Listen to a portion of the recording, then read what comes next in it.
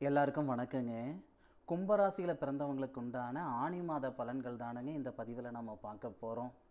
ஆணி மாதம் ஞாயிற்றுக்கிழமை 1ஆம் தேதி திருவோணம் நட்சத்திரம்னு சொல்லக்கூடிய விஷ்ணு பகவான் அவதரித்த நட்சத்திரம் முதல் பாதம் மகர ராசி மிதுன லக்னத்தில் தானுங்க ஆணி மாதம் பிறக்கப்பட போகுது. அப்படி பிறக்கப்படக்கூடிய ஆணி மாதம் கும்பராசியில் பிறந்த நண்பர்களுக்கு சாதகமான பலனை தரப்போகுதா அல்லது பாதகமான பலனை தரப்போகுதான்றது பற்றி தானுங்க ஆதாரபூர்வமாக இந்த பதிவில் நம்ம பார்க்க போகிறோம். பொதுவாக எதிர்பார்ப்புகள் எல்லா மாதத்துலேயும் எல்லா வாரத்துலேயும் எல்லா நாட்களையும் எல்லாருக்கும் இருக்க தானே செய்யுது. எதிர்பார்ப்புகள் இல்லாமல் யாருமே இல்லை. ஒவ்வொருத்தருக்கும் ஒவ்வொரு விதமான எதிர்பார்ப்பு. இந்த ஆணி மாதத்தில் கும்பராசி நண்பர்களுக்கு இந்த பிரபஞ்சம் நிறைய பலனை தரப்போகுது. அதில் மாற்று கருத்து கிடையாது. என்னென்ன பலன் அப்படின்ற விவரம் துல்லியமாக இந்த பதிவில் சொல்ல போகிறேனுங்க.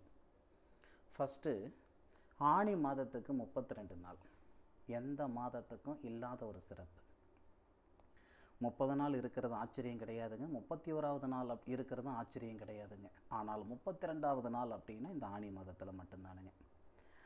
2023 வருடத்தில் மட்டும்தான் ஆணி மாதத்துக்கு 31 நாள் இருந்ததே தவிர மற்றது எல்லா வருடத்துலையும் ஆணி மாதம்னா 32 நாள். உங்களுடைய ராசியாதிபதினு சொல்லக்கூடிய கிரகம் சனி பகவான், கும்பராசி அதிபதி. கும்பராசிக்கு 2வது பாவகத்தில் தனஸ்தானத்தில் இருக்கார். அப்போ தனஸ்தானாதிபதி தனகாரகன் யாருன்னு கேட்டிங்கன்னா குரு பகவான். தனகாரகன் சொல்லக்கூடிய குரு உங்களுடைய ராசிக்கு 5வது பாவகத்தில் இருக்க, 5வது பாவகத்தில் இருக்கக்கூடிய குரு பகவான் 9வது பார்வையை உங்களுடைய ராசியை பார்க்க, உங்களுடைய ராசியாதிபதி ராசிக்கு 2வது பாவகத்தில் இருக்கிறது நமக்கு சிறப்பு. சனி பகவான் அப்படின்றவர் உங்கள் ராசிநாதன் தனஸ்தானத்தில் இருக்கும் பொழுது தனஸ்தானாதிபதி உங்களுடைய ராசியை பார்க்கறது சிறப்பு. போன மாதம் இது நடந்தது, அதுக்கு முன்னுக்கு மாதம் இது நடந்தது. ஆனால் இந்த மாதத்தில் இன்னும் சிறப்புகள் நிறைய உண்டு. என்னன்னா, கும்ப ராசிக்கு 5வது பாவகத்துக்கு அதிபதி, அதாவது புத்திர ஸ்தானாதிபதினு சொல்லக்கூடியது புதனை.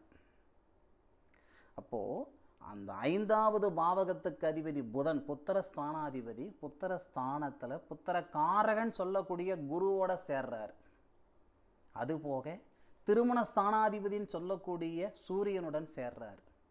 சூரியன், புதன், குரு 3 கிரகங்களும் 5வது பாவகத்தில் உங்களுடைய ராசிக்கு 5வது பாவகத்தில் இருந்து 11வது பாவகன் சொல்லக்கூடிய லாபஸ்தானத்தை பார்க்குறாங்க. இது பிரமாதமான யோகம். புதனாதித்ய யோகம்னு சொல்லுவாங்க. புதனாதித்ய யோகம் வர்றதோ ஒரு சிறப்பு.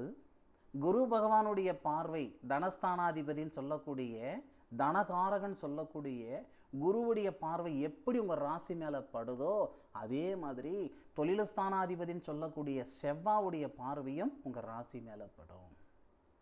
அப்போ நமக்கு குரு மங்கள யோகம் ஏற்படும்.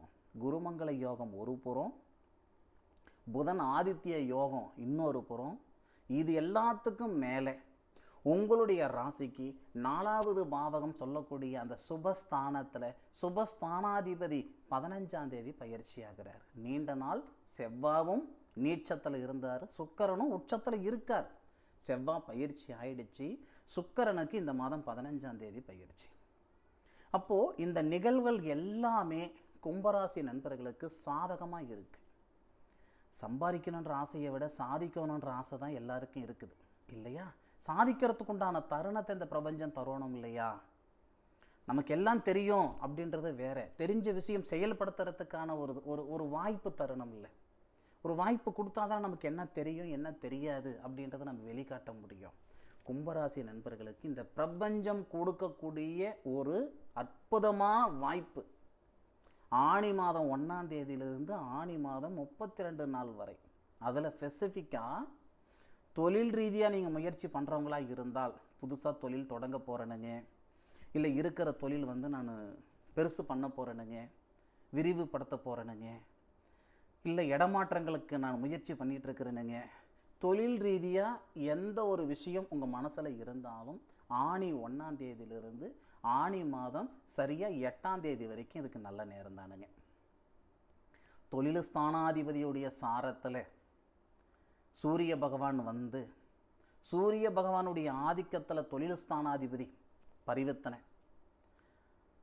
சூரிய பகவான் தொழில் ஸ்தானாதிபதி சாரம் வாங்கி உங்களுடைய ராசிக்கு 11வது பாவகம் சொல்லக்கூடிய லாபஸ்தானத்தை பார்க்குறாரு. அதே லாபஸ்தானத்தை தனஸ்தானத்தில் இருக்கக்கூடிய சனி பகவானும் பார்க்குறாரு. சனியுடைய பார்வை, சூரியனுடைய பார்வை, புதனுடைய பார்வை, குரு பகவானுடைய பார்வை, எத்தனை கிரகங்களுடைய பார்வை படுதுன்னு பாருங்க. எங்கிட்டு படுது? லாபஸ்தானத்தில் படுது. மனசில் இருக்கக்கூடிய அபிலாசைகள், நீண்ட நாள் ஆசை இருக்கும் இல்லையா, நீண்ட நாள் கனவு இருக்கும் இல்லையா, அதுக்கான சந்தர்ப்பம் இது. அந்த ஆசைகள் பூர்த்தி அடைகிறதுக்கான நேரகாலங்கள், அனுகூலங்கள் இந்த பிரபஞ்சம் தரப்போகுது. அதுக்கான முயற்சிகள் செய்யுங்க. இந்த பிரபஞ்சம் யாரையும் எப்பவும் எந்த நேரத்திலையும் கையை பிடிச்சி கூட்டிகிட்டு போகாது. இதுதான் பாதை அப்படின்ட்டு யாராவது ஒருத்தர் மூலமாக காட்டும். மனசால், அதாவது கடவுள் ரூபன் நிறைய பேர் சொல்லியிருக்கோம், நிறைய இடத்துல நம்ம கேள்விப்பட்டிருக்கோம். கடவுள் மனஸ்வரூபா அப்படின்ட்டு, அதாவது கடவுள் மனஸ்வரூபான்னு சொல்லியிருக்கோம். ஏதாவது ஒரு தருணத்தில், ஒரு சந்தர்ப்பத்தில் நமக்கான ஒரு சூழல் ஏற்படும். அதை ஒரு ஜோதிடர் சொல்கிறதா இருக்கட்டும், யாராவது ஒருத்தர் சொல்கிறதா இருக்கட்டும், ஏன்ப்பா இந்த மாதிரி செஞ்சுக்கிட்டு இருக்குது, இது செஞ்சு பாருங்களேன் உனக்கு நல்லா இருக்குமே, அந்த மாதிரி ஒரு வார்த்தைகள் தானுங்க நம்மளை முன்னுக்கு போக வைக்கிறது. இந்த நேரத்தில் மனசார இந்த வார்த்தை நான் சொல்கிறேன். சாதிக்கணும்னு நினைக்கக்கூடிய கும்பராசியில் பிறந்தவங்களுக்கு இது அருமையான நேரம், அற்புதமான நேரம். முயற்சி பண்ணுங்க. 1ஆம் தேதியிலிருந்து 8ஆம் தேதி வரைக்கும் பிரமாதமான நேரமாக இருக்குது. அதே மாதிரி மனம் வாங்கணுன்ற ஆசை இருக்குதுங்க, அல்லது வீடு வாசல் கட்டி போட்டுனுங்க, கட்டி முடிக்க முடியலைங்க, அரையும் குறையுமா நின்றுட்டு இருக்குதுங்க. என் வயசுக்கு கீழே இருக்கிறவங்கெல்லாம் சாதிச்சு விட்டாங்க, சம்பாரிச்சு விட்டாங்க, என்னால் கிணத்துல போட்ட கல் மாதிரி ஒரே இடத்துல இருந்துகிட்டு இருக்குங்க சார், குதிரைக்கு கடிவாளம் கட்டின மாதிரி ஒரே பாதையில் போயிட்டு இருக்கிறேங்க சார். இதெல்லாம் மிகப்பெரிய மன அழுத்தம் இல்லையா? இந்த மன அழுத்தமெல்லாம் நீங்கிறதுக்கான நேரம், சரியாகிறதுக்கான நேரம் ஆணி 1ஆம் தேதியிலிருந்து ஆணி 8ஆம் தேதி வரை. அடுத்தது, ஏன்னா லாபஸ்தானாதிபதின்னு சொல்லக்கூடிய குரு, தனகாரகன் சொல்லக்கூடிய குரு நம்மளை பார்க்குறார். தொழில் ஸ்தானாதிபதின்னு சொல்லக்கூடிய செவ்வாய் நம்மளை பார்க்குறார். இதை விட ஒரு நல்ல நேரமா? அதை விட இன்னொரு விஷயம் சொல்லிட்டுங்களா? நம்ம ராசியில் ஏற்கனவே ராகு இருப்பார். ராகு போல் கொடுக்குறவனும் கிடையாது, கேது போல் கெடுக்கிறவனும் கிடையாதுன்னு சொல்ல நம்ம கேள்விப்பட்டிருக்கோம். ஆனால் ராகு நம்ம ராசியில் என்னதான் பல்லு பிடுங்கின பாம்பாக இருந்தாலும், நல்ல பாம்பாக இருந்தாலும் நம்ம பக்கத்தில் வச்சுக்க முடியாது இல்லையா? ராகு எல்லா நேரங்களும் எல்லா நேரத்திலையும் நல்லதாக செய்துட்டாலும் ஒரு சில நேரத்தில் சங்கடப்படுத்திடுவார். ஆனால் இந்த ஆணி மாதம் பாருங்கள், ராகு பகவான் யாருடைய சாரத்தில் இருக்கிறாருன்னா குரு பகவானுடைய சாரத்தில். குபேரர் அவதரித்த சாரன்னு சொல்லுவாங்க பூரட்டாதி நட்சத்திரத்தை. அப்போ அந்த பூரட்டாதி நட்சத்திரத்தில் குரு பகவானுடைய நட்சத்திரத்தில் ராகு இருக்கிறாரு. குரு பகவானுடைய பார்வையில் ராகு வந்துடுறாரு. 1 8ஆம் தேதியிலிருந்து 22ஆம் தேதி வரைக்கும் திருமண ஸ்தானாதிபதின்னு சொல்லக்கூடிய சூரிய பகவானுக்கு ராகு சாரம் கொடுப்பார். திருமண ஸ்தானாதிபதின்னு சொல்லக்கூடிய சூரியன் கும்பராசி கும்ப லக்னத்தில் பிறந்தவங்களுக்கு திருமண ஸ்தானம்னா சிம்மம், திருமண ஸ்தானாதிபதினா சூரியன். உங்கள் ராசியில் இருக்கக்கூடிய ராகு குருவுடைய சாரம் வாங்குறாரு, புரிஞ்சுக்கோங்க.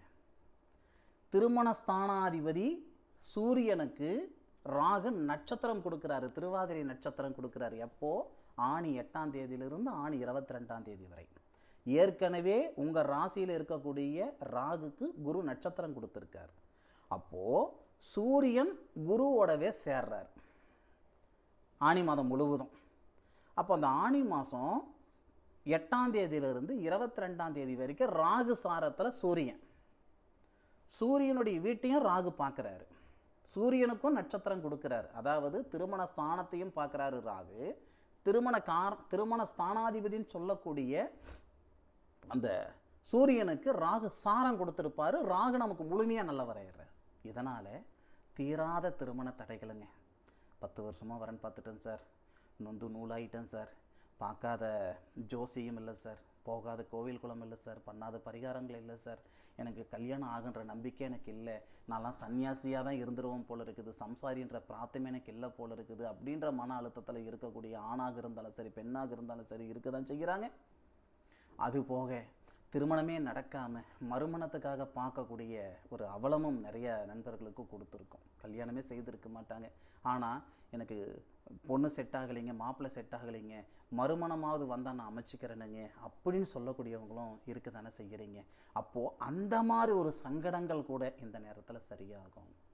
நீங்கள் அவிட்ட நட்சத்திரம் 3-4 பாதத்தில் பிறந்தவங்களாக இருந்தாலும் சரிங்க, இல்லை சதய நட்சத்திரத்தில் பிறந்தவங்களாக இருந்தாலும் சரிங்க, இல்லை புரட்டாதி நட்சத்திரம் 1-2-3 பாதத்தில் பிறந்தவங்களாக இருந்தாலும் சரி, முழுமையாக இந்த நேரத்தில் திருமணத்தில் இருக்கக்கூடிய தடைகளை இந்த பிரபஞ்சம் சரிப்படுத்தும், தீக்கும்.